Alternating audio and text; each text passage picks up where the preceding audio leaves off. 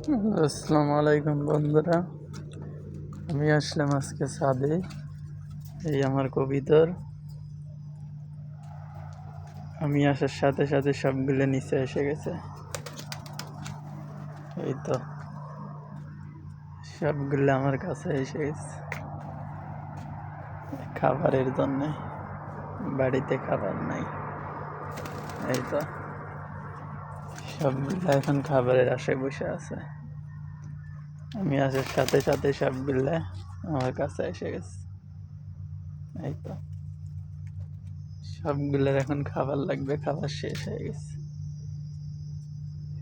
আমি আছি এখানে খাবার দিতে। এগুলো নেই তো, ভিতরে আরো আছে।